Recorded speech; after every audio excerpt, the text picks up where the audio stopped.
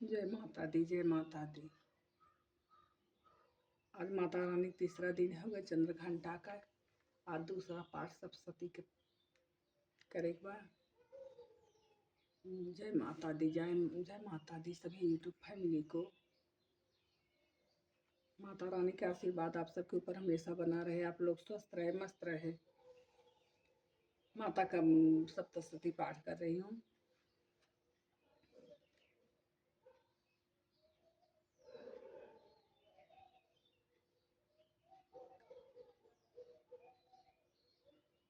ओम मध्यम चरित्र के विष्णु ऋषि महालक्ष्मी देवता उसके छंद शाकंभरी शक्ति दुर्गा बीज वायु तत्व और यजुर्वेद स्वरूप हैं।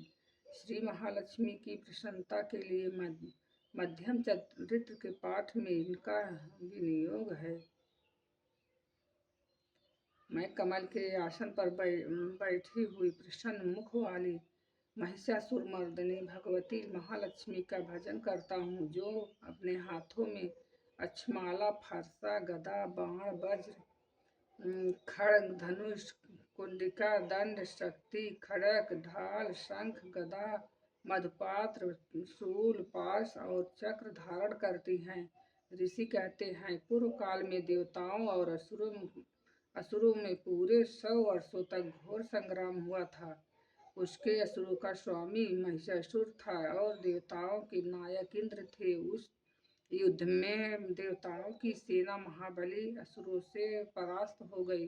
संपूर्ण देवताओं को जीतकर महिषासुर इंद्र बन बैठा। तब पराजित देवता प्रजापति ब्रह्मा जी को आगे करके उस स्थान पर गए जहाँ भगवान शंकर और विष्णु विराजमान थे।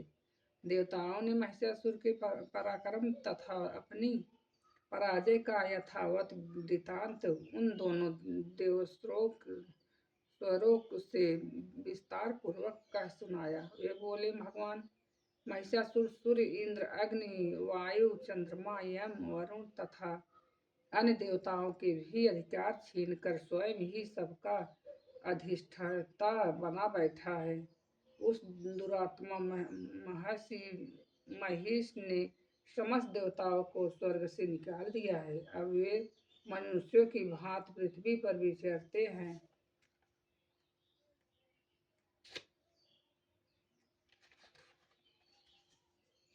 दैत्यों की यह सारी करतूत हमने आप लोगों से कह सुनाई। अब हम आपकी ही शरण में आए हैं। उसके बद का कोई उपाय सोचिए।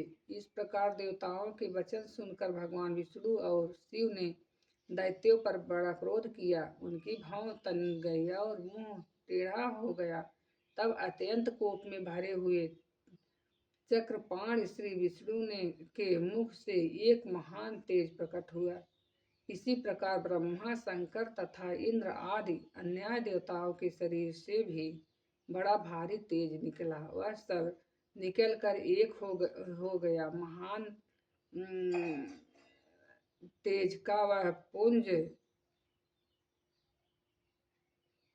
ज्वल्यमान पर्वत सा जान पड़ा। देवताओं ने देखा, वहां उसकी ज्वालाएं संपूर्ण दिशाओं में व्याप्त हो रही है। संपूर्ण देवताओं के शरीर से प्रकट हुई उस तेज की कहीं तुलना नहीं थी। एकत्रित होने पर वह एक नारी के रूप में परिणत हो गया और अपने प्रकाश से तीनों लोकों में व्याप्त जान पड़ा। भगवान शंकर का तो जो तेज था, उससे उस देवी का मुख प्रकट हुआ। यमराज के तेज से उसके सिर में बाल निकल आए। श्री विष्णु भगवान के तेज से उसकी भुजाएं उत्पन्न हुई। चंद्रमा के तेज से दोनों स्तनों का और इंद्र के तेज से मध्य भाग का प्रादुर्भाव हुआ। वरुण के तेज से जंघा और पिंडली तथा पृथ्वी के तेज से नितंब भाग प्रकट हुआ। ब्रह्मा के तेज से दोनों चरण और सूर्य के तेज से उसकी अंगुलियां हुई। वस्तुओं के तेज से हाथों की अंगुलियां और कुबेर के तेज से नासिका प्रकट हुई। उस देवी के दांत प्रजापति के तेज से और तीनों नेत्र अग्नि के तेज से प्रकट हुए थे। उसकी भवें संध्या के और कान वायु के तेज से उत्पन्न हुए थे। इस प्रकार अन्य देवताओं के तेज से भी उस कल्याणमयी देवी का अभिभाव हुआ।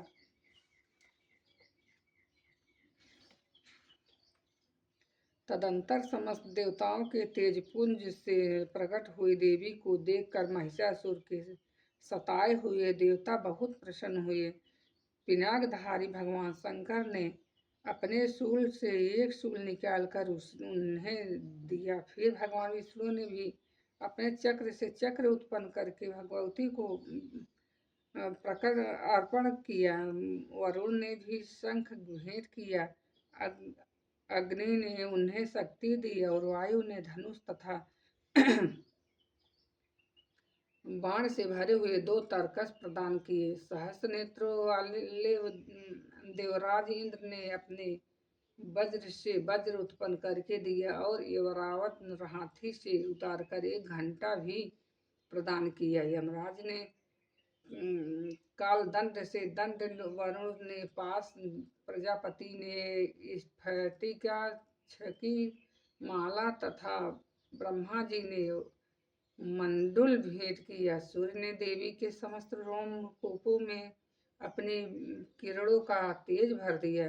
काल ने उन्हें चमकती हुई ढाल और तलवार दी। क्षीर समुद्र ने उज्ज्वल हाथ तथा कभी जीर्ण न होने वाला 2 दिव्य वस्त्र भेंट किए। साथ ही उन्होंने दिव्य चूड़ामणि दी, कुंडल, कड़े, उज्ज्वल अर्धचंद्र सब बाहुओं के लिए केयूर दोनों चरणों के लिए निर्मल नुपुर, गले की सुंदर हंसली और सब अंगुलियों में पहनने के लिए रत्नों की बनी अंगूठियां भी दी। विश्वकर्मा ने उन्हें अत्यंत निर्मल फरसा भेंट किया। साथ ही अनेक प्रकार के अस्त्र और अभेद कवच दिए। इनके सिवा समस्त और वक्ष स्थल पर मस्तक और वस्त स्थल पर धारण करने के लिए कभी न कुम्हलाने वाले कमलों की मालाएं दी। जलधि ने उन्हें सुंदर कमल का फूल दिया।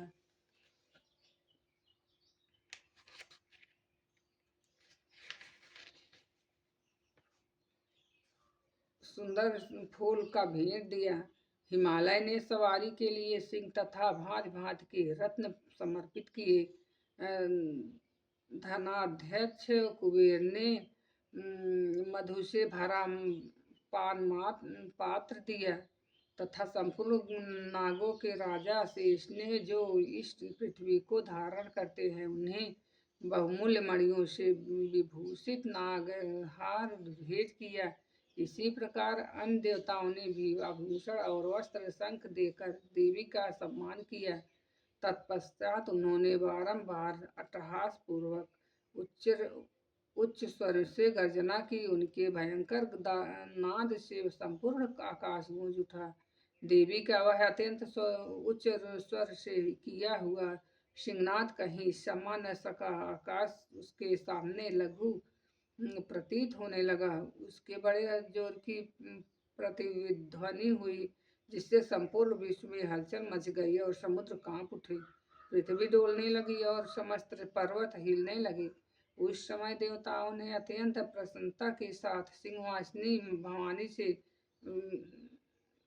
कहा, देवी तुम्हारी जय हो। साथ ही महर्षियों ने भक्ति भाव से विनम्र होकर उनका स्तवन किया। संपूर्ण त्रिलोकी को क्षोभग्रस्त देख दैत्यगण अपनी समस्त सेना को कवच आदि से सुशोभित कर हाथों में हथियार ले सहसा उठकर खड़े हो गए। उस समय महिषासुर ने बड़े क्रोध में आकर कहा, यह क्या हो रहा है। फिर वह संपूर्ण असुरों से मिलकर संपूर्ण असुरों से घिरकर उस सिंहनाद की ओर लक्ष्य करके दौड़ा और आगे पहुंचकर उसने दैत्यों को देखा जो अपनी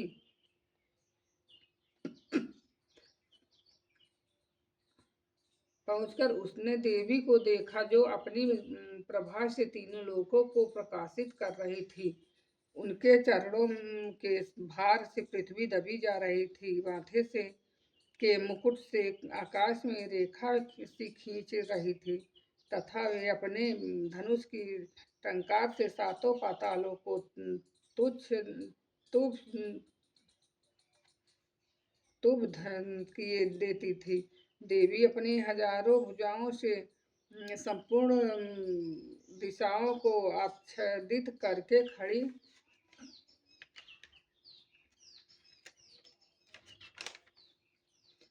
थी। तदंतर उनके साथ दैत्यों का युद्ध छिड़ गया। नाना प्रकार के अस्त्र शस्त्र के प्रहार से संपूर्ण दिशाएं उद्दासित होने लगी। छिछूर नामक महान असुर महिषासुर का सेना नायक था। वह देवी के साथ युद्ध करने लगा। अन्य दैत्यों की चतुरंगणी सेना साथ लेकर चामर भी लड़ने लगा। 60,000 रथियों के साथ आकर उदग्र नामक महादैत्य ने लोहा लिया। 1 करोड़ रथियों को साथ लेकर महान हनु नामक दैत्य युद्ध करने लगा, जिसके रोए तलवार के समान तीखे थे। वह असिलोमा नामक महादैत्य 5 करोड़ रथी सैनिकों सहित युद्ध में आ डटा।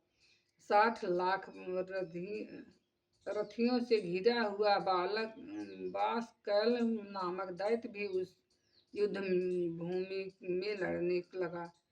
परिवारित नामक राक्षस हाथी सवार और घुड़सवार से के अनेक दलों तथा 1 करोड़ रथियों की सेना लेकर युद्ध करने लगा।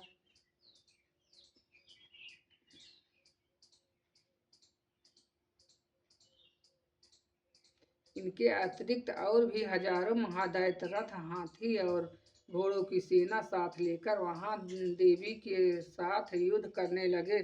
स्वयं महिषासुर उस रणभूमि में कोटि सहस्त्र रथ, हाथी और घोड़ों की सेना से घिरा हुआ खड़ा था।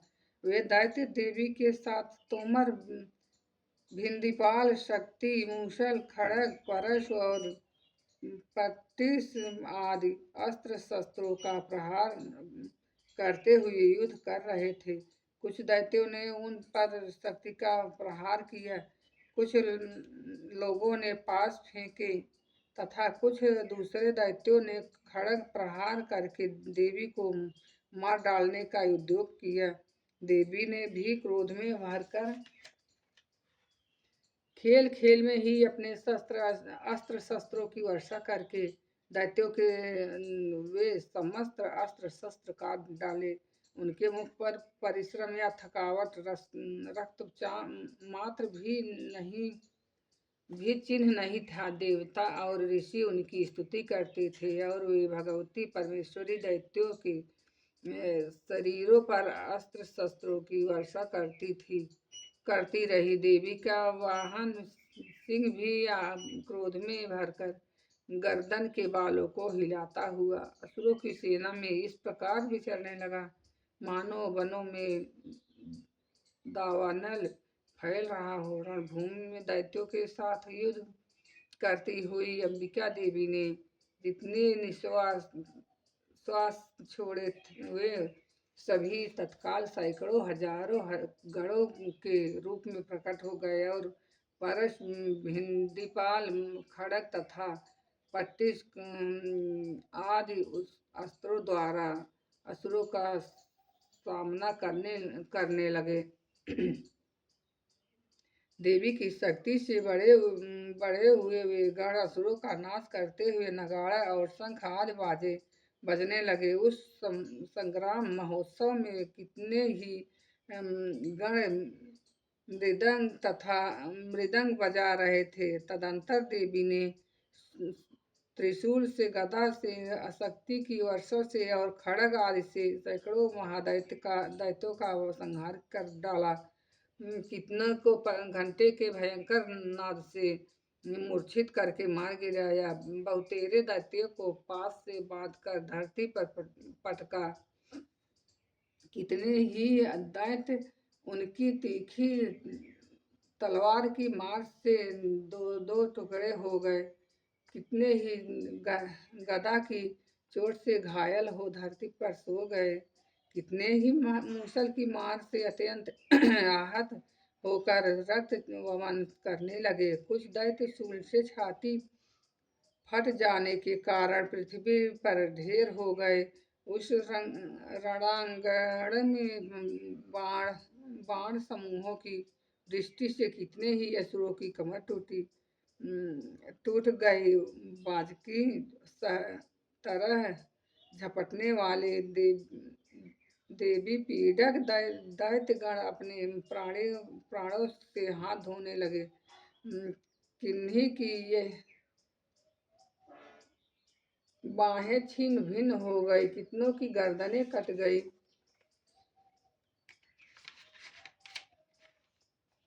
कितने ही दैत्यों के मस्तक कट कट कर गिरने लगे। कुछ लोगों के शरीर मध्य भाग में ही विदीर्ण हो गए। कितने ही महादैत्य जांघें कट जाने से पृथ्वी पर गिर पड़े। कितनों को ही देवी ने एक बाह, एक पैर और एक नेत्र वाले करके दो टुकड़ों में चीर डाला। कितने ही दैत्य मस्तक कट जाने पर भी गिरकर फिर उठ जाते और केवल धड़ के ही रूप में अच्छे से अच्छे हथियार हाथ में ले देवी के साथ युद्ध करने लगे थे। दूसरे कबंध युद्ध के बाजों की लय पर नाचते थे। कितने ही बिना सिर के धड़ हाथों में खड्ग, शक्ति और रिष्टि लिए दौड़ते थे तथा दूसरे दूसरे महादैत्य ठहरो ठहरो यह कहते हुए देवी को युद्ध के लिए ललकारते थे। जहाँ वह घोर संग्राम हुआ था वहाँ की धरती देवी की गिराए हुए रथ, हाथी और घोड़ों का असुरों की लाशों से ऐसी पट गई थी कि वहाँ चलना फिरना असंभव हो जाता था। दैत्यों की सेना में हाथी, घोड़े और असुरों के शरीर से इतनी शरीर मात्रा से रक्तचाप हुआ था कि थोड़ी ही देर में वहाँ खून की बड़ी बड़ी नदियां बहने लगी। जगदम्बा ने असुरों की विशाल सेना को क्षण भर में नष्ट कर दिया। ठीक उसी तरह जैसे तीर और काठ के भारी भर ढेर को आग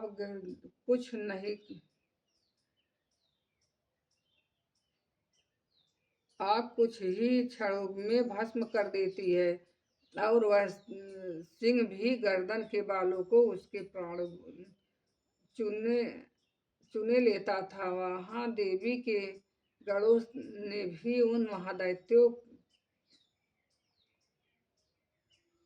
महादैत्यों के साथ ऐसा युद्ध किया जिससे आकाश में खड़े हुए देवतागण उन पर बहुत प्रसन्न हुए और फूल बरसाने लगे। जय माता दी। आज दूसरा पाठ समाप्त हो गया। इस प्रकार श्री मार्कंडेय पुराण में सार्वणिक मनवंतर की कथा के अंतर्गत देवी महात्मा में महिषासुर की सेना का वध नामक दूसरा अध्याय पूरा हुआ। जय माता दी, जय माता दी, जय माता चंद्रघंटा जी देवी अच्छा की हो। हेलो हमारे यूट्यूब फैमिली, कैसे हो? जय माता दी, जय माता दी सभी को। मेरा सप्तशती का पाठ कैसा लगा आप लोग कमेंट में ज़रूर बताएं। जय माता दी। आप सबका प्यार आशीर्वाद ऐसे बना रहे, आप लोगों को भी हमारा प्यार आशीर्वाद बना रहे, आप लोग स्वस्थ रहे, मस्त रहे। जय माता दी, जय माता दी, जय माता दी। मिलते हैं अगले अध्याय में।